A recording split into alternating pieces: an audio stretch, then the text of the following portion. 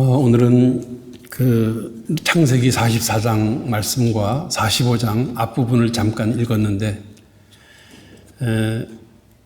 요셉은 누군지 아시죠? 요셉에 대해서 여러분들 얼마나 알고 계시는지, 성경 창세기 37장서부터 이렇게 계속 요셉이 등장해서 이야기를 하고 있습니다. 요셉은 야곱, 나중에 이름이 이스라엘로 바뀌었습니다마는 야곱의 그 11번째 아들이에요. 야곱이 가장 사랑했던 아내 라헬을 통해서 낳았습니다. 그리고 오늘 등장하는 유다는 야곱이 첫 번째 아내 레아를 통해서 낳은 네 번째 아들입니다. 그런데 보면은 이 유다가 자기 동생, 막내 동생이죠. 12번째 베냐민을 구하기 위해서 그는 지금 요셉에게 아직 몰라요. 그가 애굽의 총리 대신이 요셉인지 아직 모르는 상태에서 간절하게 간청하는 그런 장면을 우리가 읽었습니다. 저는 참 이 부분을 읽을 때마다 그렇게 여러 번 읽는데도 불구하고 그렇게 참 슬퍼요. 그 마음이 참 어떻게 설명을 해야 될지 모르겠어요. 왜 이 부분을 읽을 때마다 눈물이 날까? 또 하필이면 또 오늘따라 이렇게 또 우리 정들었던 몇몇 학생들이 다른 쪽으로 떠나갈까? 하여튼 여러 가지로 이렇게 복잡한 그런 마음의 상태입니다만은 제가 중요한 게 아니죠. 말씀이 중요하기 때문에 여기 준비된 대로 여러분들에게 전해드리겠습니다. 유다는 요셉이 앞에 37장에 보게 되면은 형제들에 의해서 죽을 뻔한 그런 때가 있었어요. 아시죠? 형제들이 요셉이 오는 모습을 보고 저 꼼쟁이를 죽여버리자. 그런 식으로 이야기를 할 때 37장 26절, 27절에 뭐라고 얘기했는가 하면은 유다가 자기 형제에게 이르되 우리가 우리 동생을 죽이고 그의 피를 덮어둔들 무엇이 유익할까? 자, 그를 이스마엘 사람들에게 팔고 그에게 우리 손을 대지 말자. 그는 우리의 동생이요 우리의 혈육이니라 하며 그 형제들이 청종하였더라 그랬습니다. 유다의 설득력 있는, 유다가 참 말을 잘해요. 설득력 있는 그 말로다가 그 형제들의 마음을 이제 바꾸었습니다. 그리고 요셉을 죽이려고 했었는데 죽이지 아니하고 구했습니다. 오늘 또 똑같이 또 베냐민 때문에, 요셉의 동생이죠. 친동생, 라헬이 낳고 죽은 친동생 베냐민 문제 때문에 지금 요셉에게 간청을 하고 있는 겁니다. 그가 요셉인지를 모르며. 그리고 또 아예 이스라엘에서 두 번째로 이렇게 애굽을 방문하게 되었을 때 곡식을 얻기 위해서 그때도 아버지 야곱에게 참 설득력 있게 베냐민을 데려올 수 있도록 그렇게 이야기했던 사람도 유다입니다. 아버지가 안 된다. 내가 지금 유일하게 사랑의 대상으로 의지하고 있는 게 베냐민인데 라헬도 가고 요셉도 가고 이제 베냐민밖에 없는데 어떻게 베냐민을 데려가려고 하느냐. 그렇게 야곱이 이야기할 때 유다가 또 유창하게 아버지를 설득해서 베냐민을 데려오게 됩니다. 그리고 오늘도 또 아까도 말씀드렸듯이 베냐민을 이제 베냐민이 왜 붙잡히게 되었는지 아십니까? 베냐민이 왜 이렇게 위기에 처하게 됐는지 여러분 아십니까? 모르신다면 성경을 읽지 않았다라는 증거입니다. 간단하게 말씀드리자면 그거예요. 요셉이 자기가 총리 대신으로 있으면서 애굽에 형제들이 이제 곡식을 얻으러 왔어요. 그렇지만 형제들은 총리 대신이 요셉인 줄을 모릅니다. 그런 상태에서 요셉이 형제들을 시험하기 위해서 당신들은 정탐꾼이다. 그렇게 막 이야기를 하고 너희들 가족이 어떻게 되느냐? 가족 관계가 어떻게 되느냐? 막내 동생이 있습니다. 11번째는 사라졌고 죽었고 뭐 이러면서 다 얘기를 했었어요. 그랬을 때 그러면은 다음에 곡식 얻으러 올 때에는 베냐민을 데리고 와라. 막내를 데리고 와라. 그렇게 얘기를 했었습니다. 그래서 어렵게 그 막내를 데리고 왔습니다. 두 번째로. 그랬는데 그 요셉이 그 밑에 종들에게 시켜가지고 그들이 가지고 온 그 곡식 값이랑 돈 있잖아요. 돈을 도로 다 그들의 자루에 넣고 그리고 베냐민의 그 자루 속에는 내가 사용하는 은잔을 집어넣어라.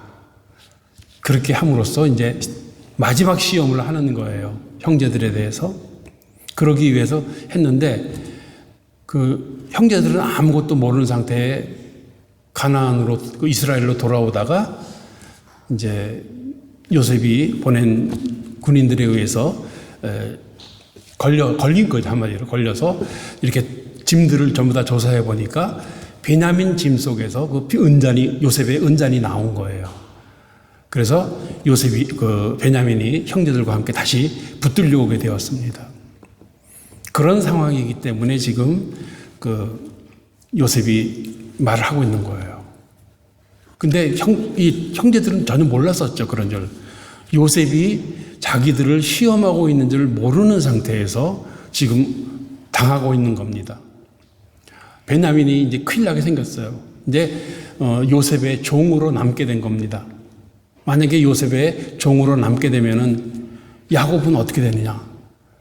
베냐민을 그렇게 사랑했던 막내를 사랑했던 야곱은 죽고 말 것이다. 그런 위기에 처해 있을 때 드디어 유다가 나서서 지금 간청을 하고 있는 겁니다. 오늘 우리는 이 유다의 간청을 통해서 아직 그가 애굽의 총리 대신이 요셉인 줄 모르는 상태에서 지금 이야기하고 있는 것입니다. 지금 형제들과의 그 만남 가운데에서 요셉은 그 얘기를 쭉 다 들으면서 자기도 그 가나안에서 쓰는 말을 그대로 들을 줄 알거든요. 이집트 말이 아니라. 그 형제들은 그것도 모르고 있죠. 벌써 두 번이나 요셉은 두 번이나 너무 이 감정이 북받쳐 올라가지고 형제들을 만났으니 20년 만에 얼마나 반가웠었겠습니까? 그렇지만은 형들의 그 진심을 알기 위해서 그들을 시험하기 위해서 일부러 모른 척하면서 이제 행동을 했던 것이죠. 그러면서 요셉은 너무 감정이 북받쳐 올라가지고 두 번이나 42장과 43장에 두 번이나 눈물을 흘렸습니다. 몰래 가서 남들 모르게 울었습니다. 그러다가 오늘 그렇게 슬픔을 참았던 요셉인데 더 이상 견딜 수가 없었어요. 유다의 그 간청을 듣고 나서 더 이상 견딜 수가 없어서 아까 우리가 합독했던 45장 1절과 2절 말씀처럼 다 그 주변에 있는 사람들 다 나가라고 그러고 큰 소리로 울었을 때 그 바로의 궁에까지 그 울음소리가 들렸다고 했습니다. 우리는 이 장면을 보면서 가장 어떻게 보면 감동적인 장면이 아니겠습니까? 이 장면을 보면서 우리가 그리스도인으로서 성도로서 우리가 혹은 잊고 있거나 혹은 소홀히 여기고 있는 하나님과의 처음 사랑에 대해서 우리가 다시 한번 회복시키는 일깨우는 시간이 되었으면 하는 그런 바람인 것입니다. 유다의 간청은 그거예요. 유다의 간청은 그야말로 인간적인 기본 양심, 그 감정에 간절하게 호소하는 겁니다. 가장 사랑했던 아내 라헬, 야곱이.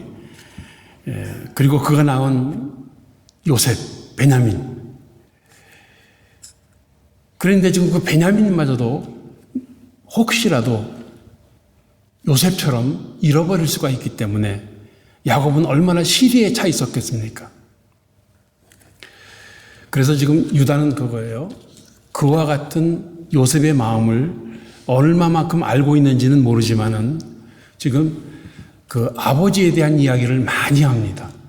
이 간청 가운데 보면은 아버지에 대한 이야기를 많이 하면서 지금 호소를 하는 겁니다.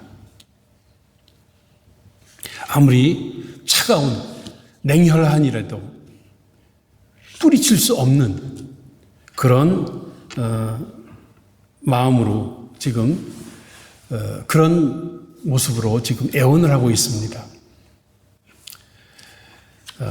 그래서 우리는 이 장면들을 보면서 유다의 간청이 간절히 요구하는 그 간청이 얼마나 위력이 있었으면은 요셉이 그렇게 큰 소리로 도저히 견디지 못하고 울음을 터뜨릴 수밖에 없었겠는가? 그겁니다. 그 모습을 통해서 우리는 하나님과의 사랑을, 처음 사랑을 다시 한번 기억할 수 있는 저와 여러분들이 되셔야 될 줄로 믿습니다. 그 원인은 그거야. 첫째는 진실입니다. 진실. 간청을 듣는 그런 사람이, 간청을 받는 사람 입장에서 그 믿음을 가질 수 있는, 신뢰감을 가질 수 있는 가장 중요한 요소가 뭐겠습니까, 여러분? 진실입니다. 상대방이 진실된 모습으로 요구를 해야, 그렇죠?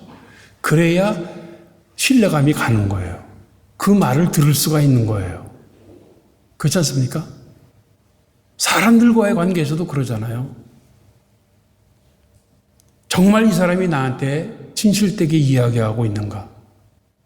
아니면 가식적으로 거짓으로 말하고 있는가?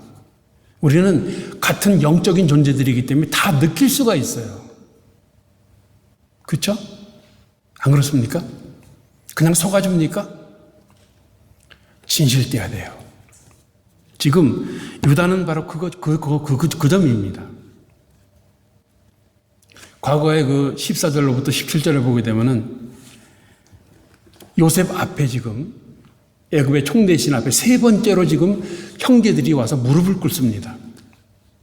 그 순간 요셉은 생각했을 거예요. 창세기 37장에 자기가 꿈꾸었던 것을 생각했을 것입니다. 아, 꿈이 이렇게 이루어지는구나 라고. 근데 지금 12형제들은 형제들은 그거예요. 요셉이 총리 대신인지 모르기 때문에 지금 이야기하는 거예요. 네, 주여, 우리가 어떻게 해야 되겠습니까? 에? 어떻게 설명을 해야 되겠습니까? 어떻게 해야 우리의 정직한 마음이 내 주께, 요셉인데 알려줄 수가 있겠습니까? 그래서 안타깝게 지금 이야기하고 있습니다. 왜냐하면 자기들도 몰랐으니까. 요셉이 계획한 거잖아요. 그죠? 은잔을 몰래 그 베냐민의 짐 속에 넣었기 때문에. 어떻게 해야 우리들의 이 결백함을 알아줄 수 있을 것인가 하면서 요셉에게 지금 요청하고 있습니다. 이때 형제들은 그랬을 거예요.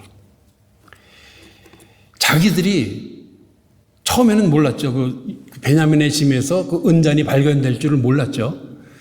처음에는 자기들이 결백하다는 것을 아주 자신 있게 처음엔 얘기했었거든요. 그랬는데 막상 그 물적인 증거가 나오니까 더 이상 할 말이 없는 거예요. 그게 어떻게 하면 좋습니까, 이건? 우리도 모르는 일인데. 예. 그렇게 되었던 것입니다. 이것은 그래서 이 형제들은 이제는 더 이상 어쩔 수 없다. 모든 공의롭게 판결하실 수 있는 분은 하나님밖에 없다. 그분께 맡기는 수밖에 없다. 그렇게 생각을 하고 지금 하나님께 자신들을 판결해 달라고. 지금 하나님은 우리들에게 지금 형벌을 주시고 계시는 것이다. 그렇게 이제 생각하면서 이야기를 하고 있는 겁니다. 이렇게 위기를 맞이한 막내 동생 베냐민, 그 모습을 통해서 그 형제들은 그랬을 거예요. 과거에 그 베냐민의 형 요셉을 팔아넘겼을 때 그때를 떠올렸을 것입니다. 우리가 그러지 말았어야 되는데, 그러면서 자기들의 죄를 스스로 깨닫게 되었을 것입니다. 진실되지 않은 사람은요, 그런 거 몰라요. 자신들이 잘못했다라는 걸 몰라요. 그러나 유다와 형제들은 진실했습니다. 43장 21절에 뭐라고 말씀하시는지 아십니까? 42장. 그들이 서로 말하되 우리가 아우의 일로 말미암아 범죄하였도다. 자기들이 고백하는 거예요. 그가 우리에게 애걸할 때에 그 마음의 괴로움을 보고도 듣지 아니하였으므로 이 괴로움이 우리에게 임하도다. 자기들 말대로 되었죠.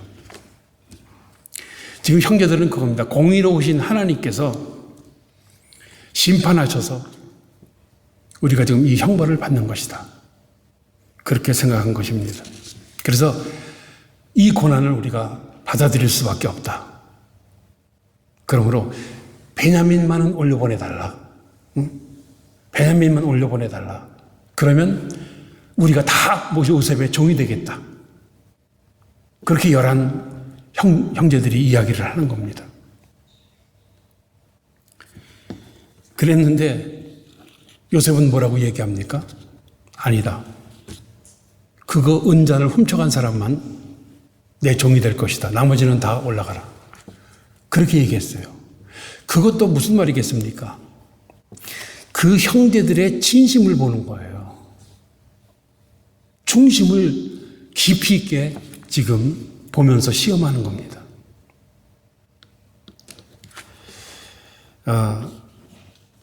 그랬을 때 이제 유다가 나서는 거죠.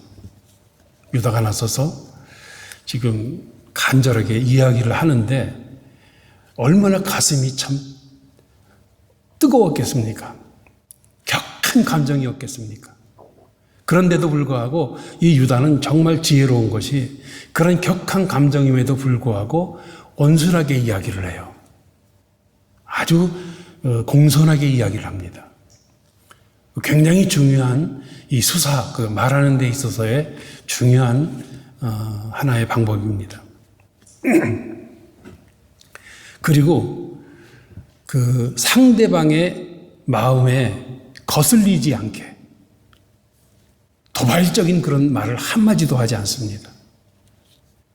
그러면서 조곤조곤 얘기를 합니다. 뭐라고 얘기하면은 지금 이렇게까지 되기까지 야곱의 그런 지금 형편이라든가 지금 한국이래요. 이스라엘 가나안에 있는 야곱의 형편이라든가 베냐민과 야곱의 관계라든가 또 우리 형제들의 지금 모습이라든가 등등 이런 것들을 아주 공손하게 이야기하면서 18절 같은 데 보게 되면 내 주여 그렇게 얘기하잖아요. 자기 동생인 줄 모르고. 근데 킹제임스 버전 보면은 킹제임스 버전에는 오 주여 감탄사를 쓰고 있어요. 감탄사를 써가면서 지금 유다는 요셉에게 이야기를 하고 있습니다. 참 이렇게 유다의 강하고 애절한 그런 호소가 설득력 있게 요셉에게 들려졌습니다. 거기에는 한 가지 중요한 근거가 있습니다.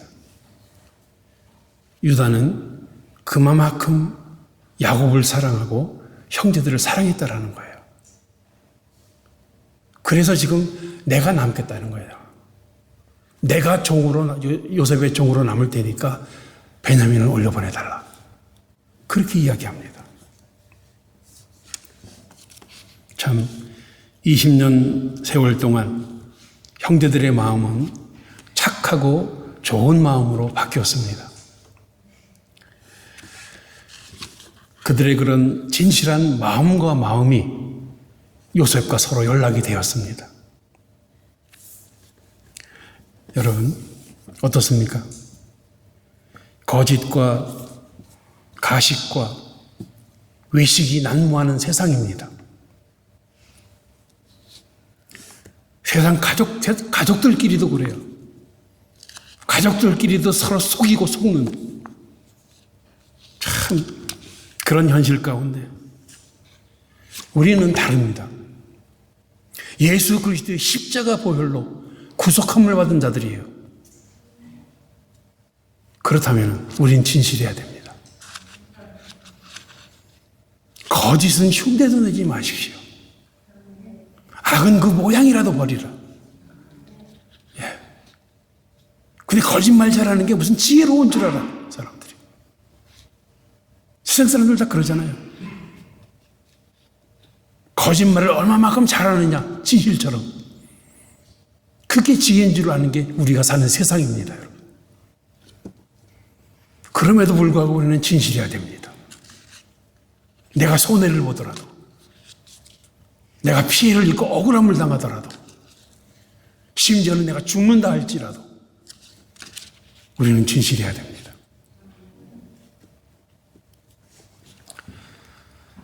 예수 그리스도 안에서 언제나 항상 진실하시기를 예수 그리스도의 이름으로 축원드립니다. 믿음 생활 가운데에서 제일 조건은 뭐겠습니까? 진실이에요. 진실입니다. 두 번째는 회개입니다. 하나님 앞에서, 그리고 가족, 친지, 친구들, 이웃 앞에서 화목한 관계를 위해서는요, 필수적인 게 뭐냐 하면은 자기의 숨김없는 나타냄입니다. 자기 자신을 보여줄 수 있어야 돼요. 그 가리는 거, 숨기는 거, 그게 지혜가 아니에요. 그게 옳은 게 아니에요. 솔직해야 돼요. 정말 진실하다면은 자기 자신을 드러낼 것입니다. 맞죠? 무엇보다도 하나님 앞에서 자신의 죄를 인정하고 그리고 회개하며 그 회개에 합당한 열매를 맺는 것.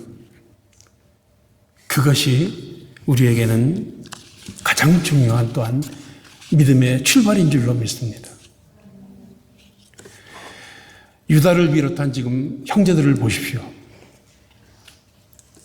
지난날에 그 죄와 허물들을 깨닫게 됩니다. 그렇게 됨으로써 회개하는 모습을 우리들에게 보여주고 있는데 참 옳은 모습이에요. 바른 모습이에요. 근데 회개 없이는 좋은 변화가 있을 수가 없어요.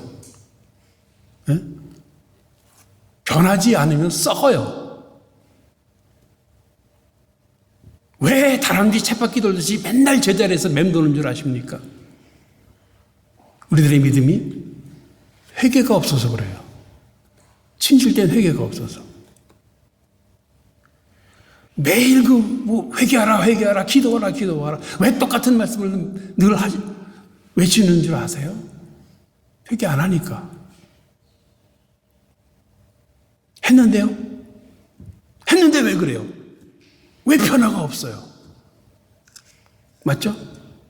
했으면 변화가 있어야 될 거 아니겠어요? 이 형제들을 보세요. 과거에는 동생을 죽이려고 했던 자들입니다. 거의 구덩이 속에다 집어던지고 말이죠. 그랬던 사람들이에요. 그 앞에도 보게 되면 별의별 그 안 좋은 일들도 많이 있었습니다만은 20년 세월 동안 많이 변했어요. 좋은 쪽으로 변했어요. 그래서 지금 회개를 하는데요. 회개에는 두 가지 의미가 있습니다. 하나는 마음을 바꾸는 거예요. 마음을 바꾸는 겁니다. 마음이 바뀌게 되면은요, 내 생각이 바뀝니다. 내 생각이 바뀌면은 내 말과 행실이 바뀝니다. 네.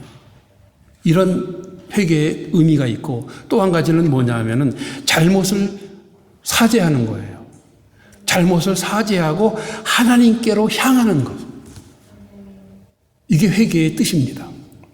근데 뭐 두 가지 의미를 다 생각할 필요는 없고 한 가지예요. 따지고 보면 우리들의 삶의 방향을 바꾸는 겁니다. 세상을 향하던 삶의 방향을 하나님을 향하는 거예요. 이해가 되십니까? 물질을 향하던 우리들의 삶의 방향이 성령님의 인도하심을 따르는 거예요. 자기 만족, 자기 안일주의에 빠져가지고 세상 향락에 빠져가지고 자기만 그렇게 살던 우리들의 삶이 이제는 신령한 것, 거룩한 것, 성령님을 바라보게 되는 것. 이것이 회개입니다. 이것이 회개에 합당한 열매이고요. 그렇게 됨으로써 우리는 삶의 방향을 이제는 그런 세속이라든가 이런 데로부터 하나님에게로 그리고 이웃을 내 자신처럼 사랑하는 그런 모습으로 바뀌었습니다. 맞습니까? 그렇게 여러분 고백할 수 있습니까? 근데 이것이 지금 보게 되면은 아까 42장 21절 22절 얘기했었죠. 야, 이거 과거에 우리가 요셉에게 했던 그 괴로움을 우리가 지금 받는구나. 그렇게 깨달았을 때 그것은 무슨 회개인가 하면은 인간 관계에 있어서의 회개의 모습이에요. 인간들과의 관계에서의 회개 모습입니다. 자신들의 잘못을 참회하는 아주 좋은 예 중에 하나이지만 오늘날 우리 성도들 같은 경우에 교회 생활 잘합니다. 신앙생활 잘합니다. 그렇지만은 교회에서는 회개하는 것 같은데 일상생활 가운데서는 어떠냐 이거죠. 일상생활 가운데서는 아무렇게나 살아도 되는 겁니까? 죄 지어도 괜찮은 겁니까? 그런 건 아니에요. 우리 믿음 생활을 많이 하시는 분들은 그렇게 생각합니다. 세상에서 막 그냥 엉망으로 살다가 교회에 와서 회개하면 끝. 그렇게 생각하는 사람들도 없지 않아 있습니다. 그래서 마치 하나님과의 이 수직적인 관계에서의 회개만을 생각하는 분들이 계세요. 그거 아닌 거 아시죠? 옆에 다른 사람들과의 이웃과의 이 수평적인 관계에 있어서도 회개할 건 회개해야 돼요. 중요한 것은 그겁니다. 여러분, 회개할 거리를 만들지 마세요. 또 아직 회개하지 않은 게 남아있거들랑 회개해야 됩니다. 그거 언제까지 가지고 아직 의인 대접도 못 받고 살아갈 수는 없잖아요. 내가 너무 과격하게 말씀을 드려서 좀 여러분들에게 부담이 될는지는 모르지만 회개 없이는요 아무것도 아니에요. 구원도 없습니다. 믿음도 없습니다. 회개가 없으면. 지난날 요셉을 노예로 팔았던 형들은 그 잘못을 깨달았습니다. 알았습니다. 그래서 지성적으로 그것을 알게 되었고 고백하게 되었습니다. 그런가 하면은 요셉의 그 괴로움을 자신들이 지금 받으면서 감성적으로도 그 회개를 하고 있는 겁니다. 또 한 가지는 자, 이제 우리가 종이 되자. 요셉의 종이 다 되자. 의지적으로 지금 이야기를 하고 있는 거예요. 회개하고 있는 거예요. 지정의. 전 인격적으로 회개하는 겁니다. 회개는 그런 겁니다. 그저 감명만, 눈물, 콧물 흘리고 나서 나 회개했어. 하나님께서 인정하실지 모르겠습니다. 우리는 그렇게 요셉의 형들이 회개하면서 스스로 요셉의 종이 되겠다라고 간청하는 이 모습을 통해서 우리 자신의 모습을 다시 한번 돌아볼 수 있어야 됩니다. 나는 과연 하나님께 회개했는가? 아직 내가 나의 죄 용서함을 이야기할 이웃은 없는가?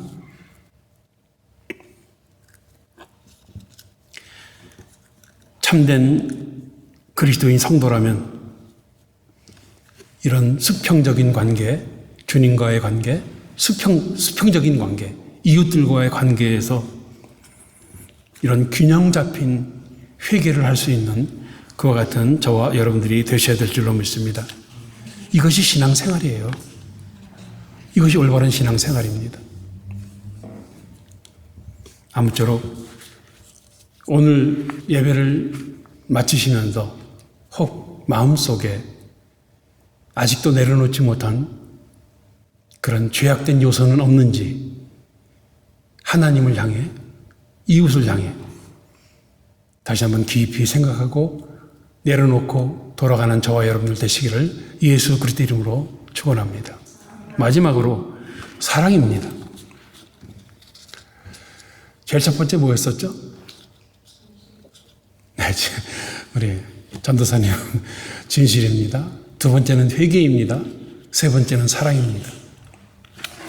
지금 유다는 막내 동생 베냐민의 생명과 아버지 야곱의 생명과 연결되어 있음을 이야기하고 30절 말씀을 한번 보십시오. 아버지의 생명과 아이의 생명이 서로 하나로 묶여 있거늘, 하나로 묶여 있거늘 이러면서 이야기하고 있습니다. 이게 바로 유다 간청의 중심 내용이에요. 핵심 내용입니다. 그러면서 유다는 지금 베냐민 대신 자기가 요셉의 종이 될 테니까 올려보내달라고 간청을 하고 있습니다. 다른 무엇보다도 요셉의 마음을 감동시킨 것은 바로 이 말씀이에요. 네 번째, 자기보다 7번째 높은 그 형이 지금 대신 종으로 남겠다라는 겁니다. 유다가 누군지 아시죠? 네 번째, 예수 그리스도의 조상이에요. 직계 조상이에요. 참 대단한 사람입니다. 물론 유다에 대해서 그렇게 아름다운 역사만 있는 것은 아니에요. 근데 여기서 이야기하는 거 보면 정말 사람을 감동시킬 만합니다. 33절에 이제 주의 종으로 그 아이를 대신하여 머물러 있어 내 주의 종이 되게 하시고 그 아이는 그의 형제들과 함께 올려 보내소서. 여러분이 유다라면 이렇게 말할 수 있겠습니까? 네? 우리가 유다라면 이런 말 할 수 있을까요? 종은요, 그 당시에 종은 농기구와 똑같아요. 쓰다가 버리면 그만이야. 사람 취급을 안 해요. 성경에도 보면 숫자에 들어가지도 않아. 그럼에도 불구하고 유다는 지금 고백하고 있습니다. 그의 아버지 야곱에 대한 효성스러운 사랑, 동생 베냐민을 아끼는 그 형제 사랑, 애굽 방문으로 인한 그야말로 유다 자신의 역할에 대한 책임감, 형제들에 대한 사랑, 그리고 과거 요셉을 팔았던 그런 죄책감 같은 것도 있었을 것입니다. 참 유다의 이와 같은 사랑의 마음, 이것이야말로 애굽의 총리 대신이 된 요셉의 그 마음을 감동시킬 수가 있었던 것이죠. 그렇게 보면은 요셉이 기대했던, 그러니까 요셉이 형제들을 시험함으로써 기대했던 그 마음을 여기서 확인하게 된 겁니다. 맞아, 이거야. 그 진실, 회개하는 마음, 그 사랑, 그게 요셉은 보고 싶었던 거예요. 우리 하나님은 어떠실까요? 하나님께서 우리들의 진실한 마음을 보시기를 원하십니다. 우리들이 회개하는 모습을 주님은 원하십니다. 우리들의 사랑하는 그 모습을 우리 주님은 똑같이 기대하고 계실 줄로 믿습니다. 여러분, 이와 같은 놀라운 사랑의 힘이야말로 요셉 아니라 그 누구라도 감동시킬 수가 있으며 그 마음을 바꿀 수가 있을 것입니다. 그래서 요셉은 유다의 간청을 듣고 더 이상 그의 감정을 억제할 수가 없었어요. 소리 질러서 주변에 있는 사람들 다 나가라고 대성통곡을 합니다. 얼마나 크게 울었으면 바로의 궁예까지 요셉의 울음소리가 들렸다고 했습니다. 자신의 정체를 그리고 형제들에게 알립니다. 내가 요셉이에요. 내가 요셉이에요. 고린도전서 13장 1절로 3절에 이런 말씀이 있습니다.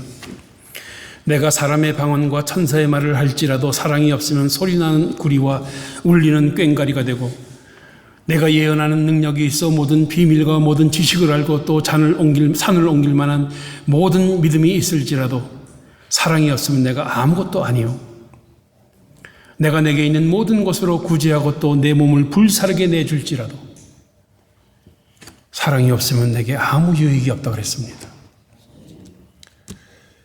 사랑하는 마음에서 유다의 심령 속에 가득 채워져 있는 그 사랑의 마음에서 요셉에게 올려졌던 간청이 요셉을 움직일 수가 있었습니다.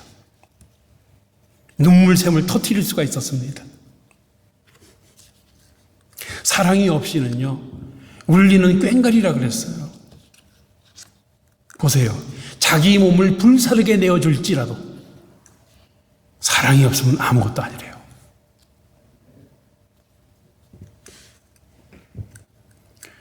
행위가 없는 공교한 말은 헛된 말에 불과합니다.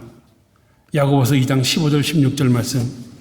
만일 형제나 자매가 헐벗고 일용할 양식이 없는데 너희 중에 누구든지 그에게 이르되 평안히 가라 덥게 하라 배부르게 하라 하며 그 몸에 쓸 것을 주지 아니하면 무슨 유익이 있으리요. 그럴 때 많죠. 우리 말과 혀로는 얼마든지 얘기해요. 사랑한다. 그러나 요한일서 3장 18절에 말씀하시는 것처럼 말과 혀로만 하지 말고 행함과 진실함으로 하자. 행함과 진실함으로 하라. 기도, 찬송, 믿음, 사랑 다 마찬가지입니다. 지금 유다의 이 사랑의 행위가 말과 행실이 일치가 된 거예요. 그의 마음과 삶이 그대로 일치가 되어서 나타난 겁니다.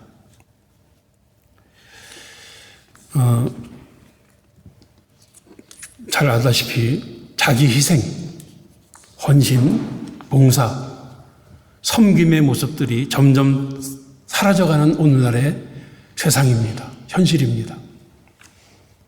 그것을 바라보면서 유다의 모범을 따를 수 있는 저와 여러분들이 다 되셔야 될 줄로 믿습니다. 여러분, 왜 공부하십니까? 더 잘 섬기기 위해서 그래요. 더 많이 섬기기 위해서 그러는 거예요. 왜 운동하십니까? 왜 장사하십니까? 하나님의 영광을 위해서, 더 많은 사람들을 섬기기 위해서 그러는 겁니다. 다른 이유가 있을 수가 없어요. 나 혼자 잘 먹고 잘 살기 위해서? 그렇다면 우리 지금 잘못 오신 거예요. 독일에 잘못 오신 거예요.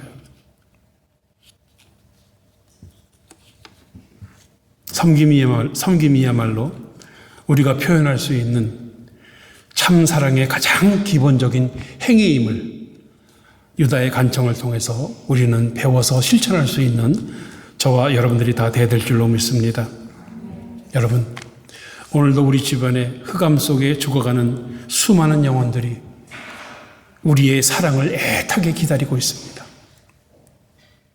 애타게 기다리고 있습니다. 외면하지 마십시오. 행복한 하나님의 가정과 같은 교회, 사랑하는 성도 여러분, 진실입니다. 회개입니다. 사랑입니다. 언제 어디서나 잊지 마시고 진실의 열매, 회개의 열매, 사랑의 열매를 풍성하게 맺는 저와 여러분들 다 되시기를 예수 그리스도 이름으로 축복합니다. 고마우신 아버지 감사합니다. 우리가 무엇이 간데 이토록 사랑하시나이까. 많은 죄와 허물로 말미암아 마땅히 죽어 없어질 저희들의 모습이었지만, 그러나 우리들을 오늘도 이와 같이 주님 앞에 나와 예배하게 하시고 말씀을 듣게 하시니 감사합니다. 오늘의 말씀을 항상 기억하고 살아가는, 그리고 실천하고 살아가는 저희들 모두가 되게 하여 주시옵소서. 살아계신 예수 그리스도 이름으로 기도드립니다. 아멘.